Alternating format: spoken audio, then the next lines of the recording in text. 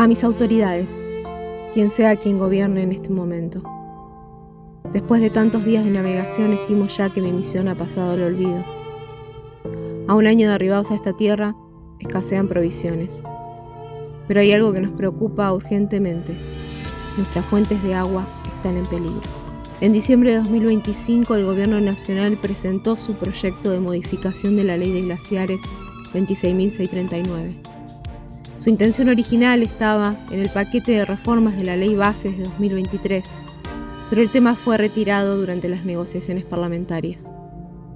Lejos de darse por vencido, insiste en darle libertad a las transnacionales para la explotación de recursos estratégicos. La Pampa no corre con suerte. Mucho se sabe acá del sufrimiento por la falta de agua y los desbordes cuando ésta arremete. Hay por aquí algunas lagunas, fuentes subterráneas y ríos que no son de fiar porque su curso es discontinuo. Les cortan la llegada, dicen.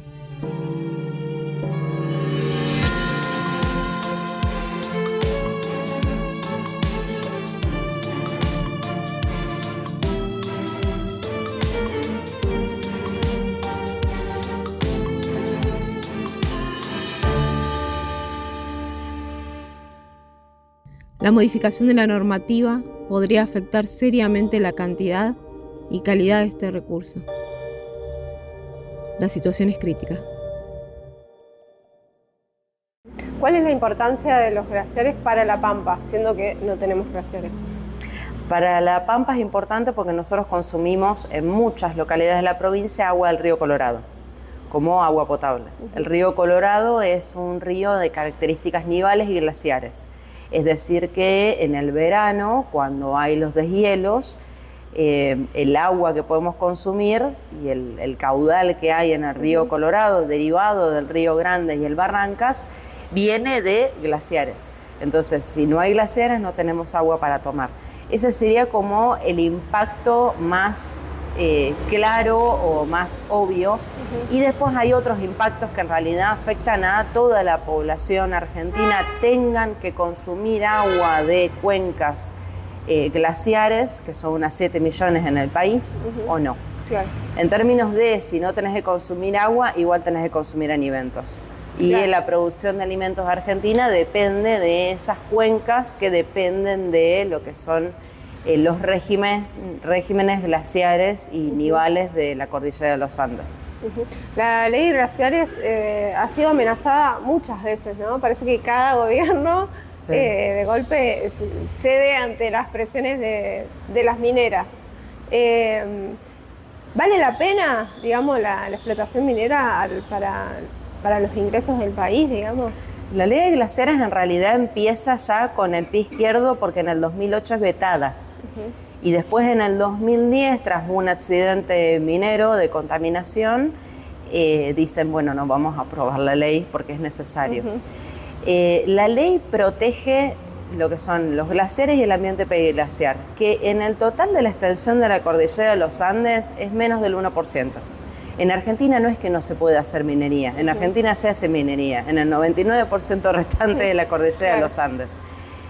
Lo que se cuida con la ley de glaciares es el aprovisionamiento de agua de los argentinos y argentinas, el aprovisionamiento de alimentos y modificar la ley es más una cuestión de codicia y avaricia que no tiene un sentido de desarrollo a nivel territorial, de ningún sentido. Porque cuando uno habla también de producción, está hablando de miles de familias argentinas, estás hablando de toda una cadena de valor derivada de la producción de alimentos.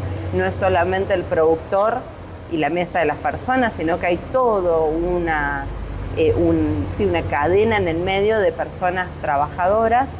Y además, en muchas de las localidades que son glaciares o que tienen glaciares cerca o están en cercanía de ambiente de glaciares periglaciares, hay desarrollo turístico. Entonces, vos, al hacer minería a cielo abierto, el glaciar desaparece. Claro. No es algo que podamos mitigar. No es que uno puede, como, entre comillas, con los bosques, decir, bueno, plantamos de vuelta un árbol. Acá no se puede plantar de vuelta un glaciar. El glaciar que fue destinado para minería desapareció. ¿Cómo es la situación hídrica de La Pampa en cuanto a la contaminación del agua? ¿Tenés idea? Y acá en La Pampa tenemos mucho desarrollo de lo que es agua subterránea. Lamentablemente el agua subterránea en muchas regiones no se puede utilizar, no por una cuestión de contaminación, o sea, no por algo de factor humano, sino por algo natural. Hay muchos acuíferos de la provincia que tienen presencia de arsénico, presencia de flúor, o son muy salados, entonces no son aptos para consumo humano. Y después, en cuanto a lo que son los ríos, tenemos un río que ya no existe, que es el Atuel, un río que tiene una merma en el caudal y además una calidad que el mismo nombre te lo dice, que es el salado, y el río Colorado, que en términos de contaminación no estaría viéndose afectado, pero sí en términos de reducción de caudales. Estamos saliendo de una sequía de 10 años, en donde se tuvieron que hacer obras especiales para poder interceptar el agua pese a la baja de caudales en la toma que tiene la provincia, de la toma de agua del acueducto del río Colorado. Y es un río que, como dice el nombre, el río Colorado, es muy sedimentoso. Entonces hay problemas naturales ligados a las condiciones que tienen las aguas, pero si a esto le sumamos que la modificación de la ley de glaciares puede hacer que además de todo eso tengamos contaminación, más estando en una región semiárida, donde el agua no abunda, la verdad que es un problema. En realidad, si tenemos en cuenta que el 70% de Argentina es semiárida, hacer una modificación de una ley que preserva un recurso natural estratégico como es el agua es algo que no le entra en la cabeza a nadie.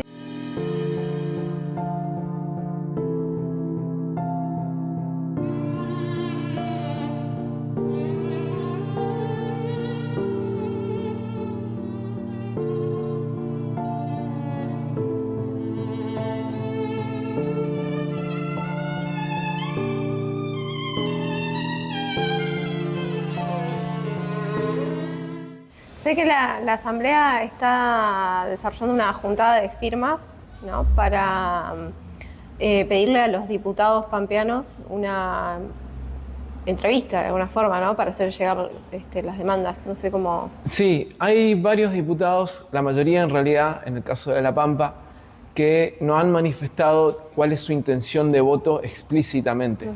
Se puede derivar, digamos, cuál es su postura de acuerdo a la afiliación política que tienen, pero no han dado declaraciones de cara a la sociedad acerca de qué es lo que piensan respecto de esta reforma.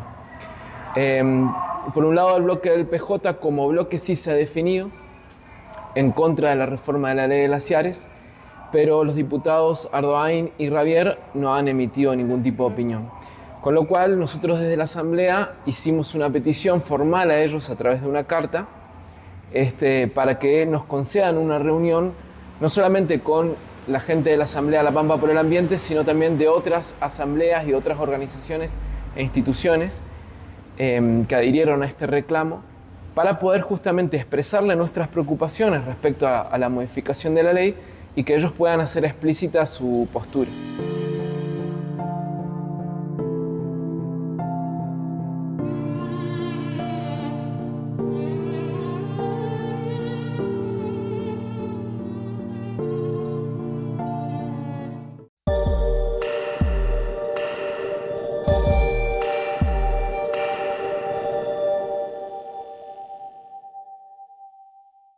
Y se está desarrollando el debate legislativo que busca la aprobación de esta reforma completamente regresiva en términos ambientales y sociales para toda la Argentina.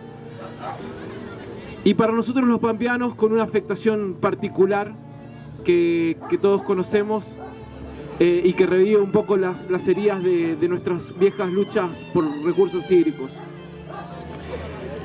Así que les agradezco que estén todos acá. La ley anterior nunca se pudo reglamentar. La ley es de 2010 y nunca se pudo reglamentar. ¿Por qué? Porque inclusive en el mismo texto tiene contradicciones. Entonces, esta aclaración lo que te dice es lo siguiente. Cuando vos ni siquiera podés hacer un estudio, no puedes saber si ahí, en esta, no en la zona glacial, que está totalmente claro, sino en la periglacial, si ahí adentro tiene función hídrica o no. Yo sí te puedo hablar de frente, de minería, porque sé lo que dice mi provincia, sé cómo Salta se está transformando con la minería, que genera riqueza, genera trabajo y no hay impacto ambiental. Y las discusiones hay que dárselas a la gente con la verdad, con datos concretos y con argumentos técnicos científicos, porque es muchísimo más fácil pararse atrás de una bandera ambientalista y decirle defiendo el agua, la vida y no sé qué, desde Capital Federal. Andrés, bueno, te cuento, hubo varias entrevistas televisivas a distintas personalidades. Una de ellas fue una senadora de Salta que señaló que la ley nunca había sido reglamentada o no tenía algunos vicios en su reglamentación que hacía que eso afectara a las inversiones mineras. ¿Esto es así? ¿Hay problemas en... Mira, la ley de glaciares se sancionó en el año 2010. El año 2010. Ahora, la minería, la explotación minera en la República Argentina aumentó en porcentajes mucho más amplios de los que estaban antes que existiera la ley. Y bajo ningún punto de vista, lo que se impide es la explotación minera o el desarrollo de la minería. Lo que se impide es que esto se haga en los glaciares y periglaciares. En el resto de la cordillera lo puede hacer tranquilamente. Con lo cual, los datos empíricos de la explotación minera o el desarrollo de la industria de la minería del 2010 a la fecha desmienten este tipo de aseveración, este tipo de afirmación. Otra de las cuestiones tenía que ver con esto del calentamiento global, y se habían retirado los glaciares y las zonas periglaciares parecieran que no tenían ya reserva de agua, la posibilidad de explotar estas zonas, y que que la ley impedía esto. Lo que pasa es que la zona periglacial, por más que se haya retirado, es la zona de protección y donde discurre el agua que viene de los glaciares. Es el ámbito donde el agua discurre y llega a las cuencas hídricas. Entonces, si vos explotás la zona periglacial, vas a contaminar o vas a destruir la glaciar, o vas a imposibilitar que el agua dulce del glaciar puede escurrir no contaminada a las cuencas hídricas. El Inventario Nacional de Glaciares, que está hecho, está terminado, solo cubre el 0,21% del territorio continental argentino. Tienen el 99,79% para hacer minería. Y me dirán, ¿por qué? Porque esta reforma está hecha a medida de grandes transnacionales mineras. Tiene nombre y apellido. Ustedes, diputados, están trabajando para Vicuña. 2 veces se reunió con el presidente. ¿Saben de quién es Vicuña? De BHP, una de las transnacionales mineras más grandes del mundo, la que hizo el desastre de Brasil, 20 muertos hace pocos años, se rompe un dique minero y arrasó un pueblo entero. Barrick Gold, Veladero, ya rompió glaciares, el almirante Brown. Glencore, ¿saben quién es Glencore? Una empresa minera enorme. ¿Saben quién está detrás de Glencore? BlackRock, Estados Unidos. Eso están firmando ustedes. Glencore tiene el Pachón, Mara, el proyecto Mara. Y por último, Río Tinto, los azules, que también está BlackRock atrás. Pero que además, ¿cuántos diputados de acá tienen relación con las empresas mineras? ¿Cuántos senadores tuvieron? ¿Ustedes saben que hay una senadora nacional que no representa a la provincia de Salta, sino que representa a las mineras directamente? Que se llama Flavia Rollón. Flavia Rollón tiene una consultora y es integrante de consultora que asesora a Río Tinto, una de las principales beneficiadas por esto. Y mañana la estamos denunciando penalmente por incompatibilidad en la función pública y por que se investigue el cohecho.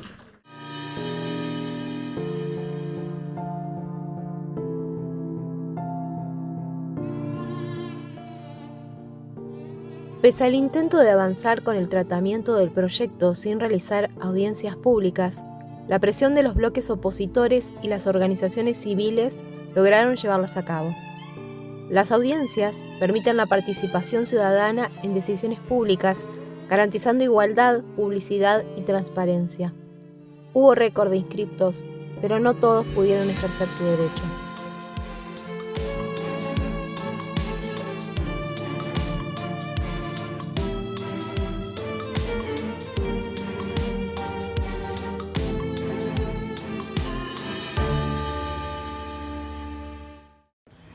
¿Como asamblea se habían anotado a la audiencia? Sí, como asamblea nos anotamos tanto de forma particular como a manera de organización. No tuvimos la chance de ser llamados, como muchísimas otras personas y organizaciones quedaron afuera. Pero así todo, creo que la postura pampeana quedó muy bien representada en las personas que hablaron y creo que La Pampa pudo dar un mensaje muy claro y además basado fuertemente en su experiencia, que es muy triste por un lado, pero que es muy útil para las demás provincias sobre todo. Bueno, vos fuiste la afortunada, una de las pocas afortunadas de poder participar en la audiencia pública por el debate, por el intento de modificación de la ley de glaciares. ¿Cómo fue esa experiencia? La verdad, por un lado, estaba muy nerviosa en el momento de pasar, entre comillas, exponer, porque la audiencia pública tuvo 2 días, el 25 y el 26 de abril. El 25 fue presencial en el Congreso en Buenos Aires y el 26 fue virtual. Acá La Pampa por el Ambiente organizó una actividad que era ver justamente la audiencia en las escalinatas, acá de donde estamos, de la universidad, y yo me fui a un aula en el momento que tenía que exponer y expuse. Me avisaron un día antes por mail, cosa que menos mal que yo veo los mails, porque claro, si no, no te enterás. Y la verdad que la parte de la fortuna, en realidad tuvimos que haber hablado de las 108.000 personas que nos inscribimos. La verdad que la audiencia no fue una audiencia como tuvo que haber sido, pactada en términos de lo que es el Acuerdo de Escazú, en términos de lo que es la Ley General del Ambiente y en términos de lo que es la Constitución Nacional Argentina, con el artículo 41. Y hoy en día en realidad lo que se busca es la nulidad, porque en realidad la audiencia tuvo que haber sido ya en la parte de senadores. Claro, antes. Antes, porque es un tratamiento ambiental importante, muy importante para todos y todas las argentinos y argentinas, y terminó siendo antes de diputados, que se va a debatir el 7 de abril, la ley, por pedido de ONGs y por pedido de, creo que 4 diputados que dijeron, che, esto no lo estamos haciendo bien, claro, tendría que haber audiencia pública. En realidad, como digo, en la audiencia tuvimos que hablar todas las personas, no 0,4% del total de inscriptos. Entonces ahora lo que se busca es la nulidad de la audiencia y la nulidad del tratamiento entero de la ley. Vos me contabas de que de La Pampa hubo 727 personas inscriptas. Bien, pero solo participaron más o menos 10. Bien. Sí. ¿Sentís que estuvo bien representada La Pampa, que se pudo explayar, digamos, en la problemática del agua para La Pampa? ¿O? Yo creo que algo que tuvimos en común todas las personas que expusimos de La Pampa es que obviamente hablamos de la herida hídrica que tenemos como pampeanos, que es el tema del atuel, del salado y del problemón que teníamos hace unos años, que gracias a Dios aparentemente no va a suceder, que es Portezuelo del Viento en Río Colorado.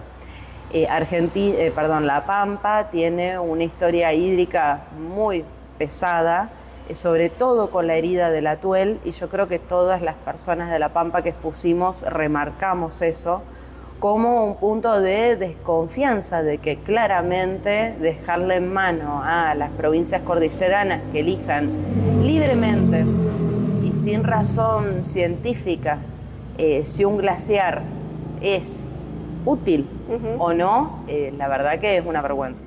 Constate sobre la base de estudios científicos que un glaciar o geoforma periglaciar incluida en el Inventario Nacional de Glaciares no cumple con las funciones básicas: consumo humano, agricultura, protección de la diversidad, fuente de información científica, atractivo turístico, se considerará que el glaciar o geoforma no está alcanzado por las previsiones de la presente ley.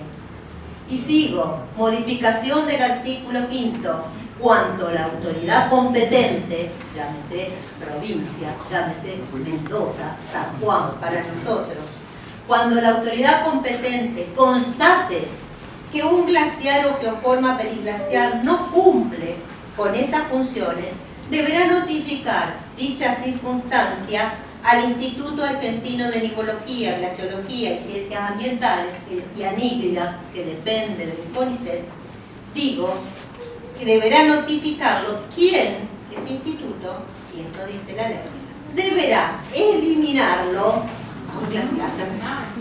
del Inventario Nacional de Glaciares. Eliminarlo, la palabra dice como sigue. Si el instituto se niega a eliminarlo, esto no afectará en nada la validez de la autoridad otorgada a la autoridad competente, léase Mendoza, San Juan o Córdoba. Esa es la nueva ley que vamos a discutir acá en algunos presupuestos o algunas afectaciones a la pampa. Sigo, estamos en peligro. Directamente estamos en peligro. Estamos acá no solo para rechazar esta ley, porque hay fundamentos científicos, y Anigla lo hace, nosotros en nuestras investigaciones, Carolina, de tantos años que dijo y tanto equipo trabajando sobre la cuestión de la nieve y los glaciares y los efectos de la pampa. Nosotros estamos acá también para advertir a la comunidad sobre las consecuencias que esto va a traer en la provincia de La Pampa, pero además en nuestras vidas cotidianas, en el agua que consumimos, en lo que producimos y en lo que puede llegar a ser, no para el futuro, también para la actualidad.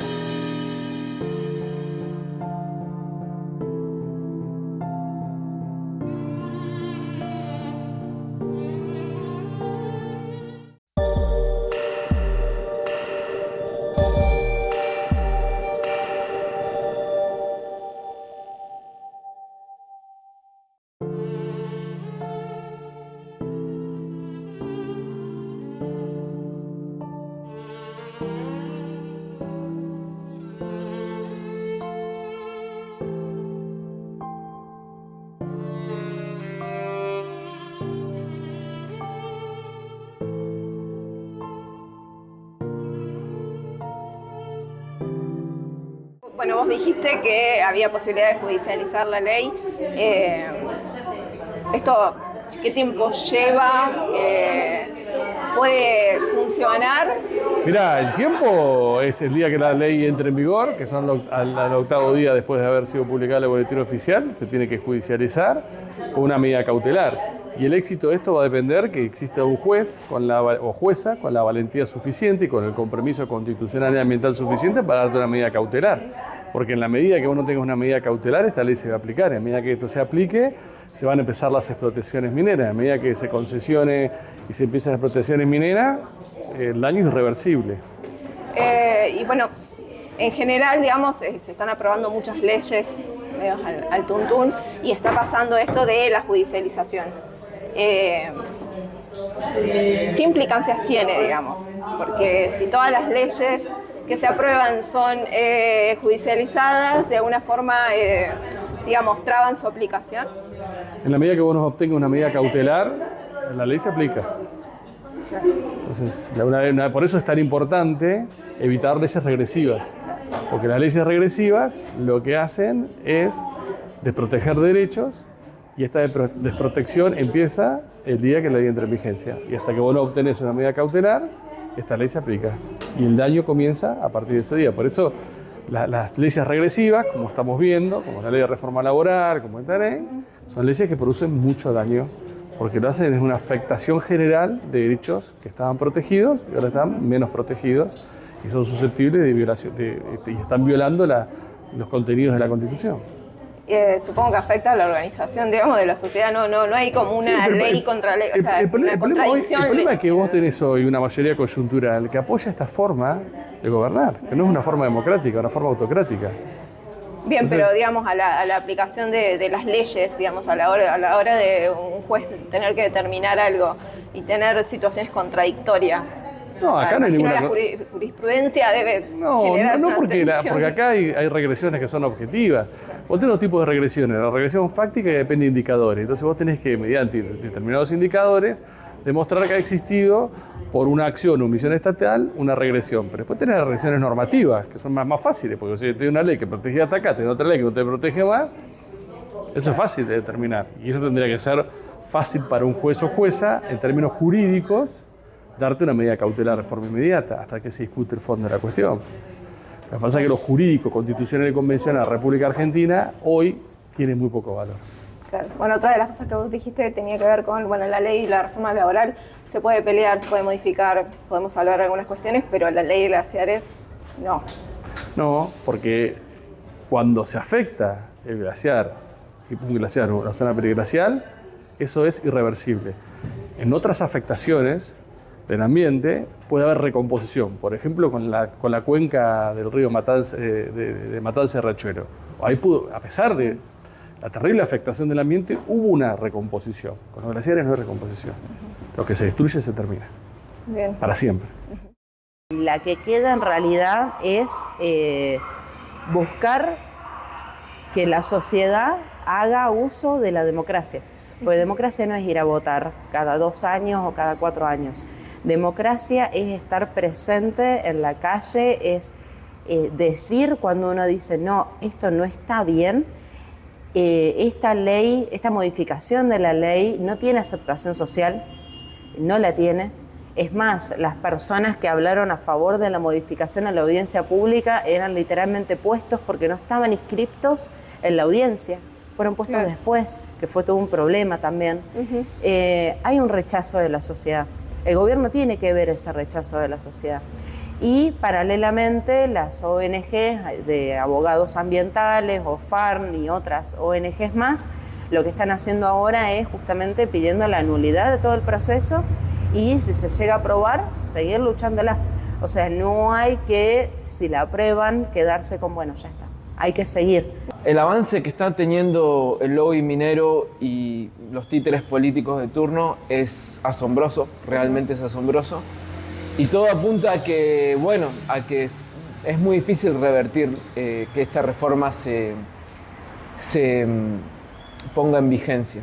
Lo que sí, esto va a traer una catarata, ya está teniendo una catarata de judicializaciones a nivel nacional, no solamente por la falla en los procedimientos de la audiencia pública y del tratamiento de la ley, sino que la aprobación de esta reforma va a traer un escenario de conflicto en los territorios, que en realidad es un escenario que ya se está viviendo, pero que se va a agudizar fuertemente. Así que cuando hablan de seguridad jurídica para las inversiones y ese tipo de cuestiones, realmente creo que hasta ellos mismos se mienten, porque la realidad es que las empresas y los gobiernos provinciales van a enfrentar muchas causas judiciales cuando se metan en los territorios. Bueno, ¿quedan esperanzas todavía? Yo creo que sí, la esperanza nunca se pierde, y por otro lado porque a veces en las ciudades no queda reflejado lo que sí pasa justamente en estos territorios de sacrificio. Claro. Y en estos territorios de sacrificio la gente no se queda de brazos cruzados. Tal vez no tienen los medios para hacerse escuchar a nivel masivo, pero de que salen, de que luchan y de que agotan todas las instancias de lucha habida y por haber, lo hacen.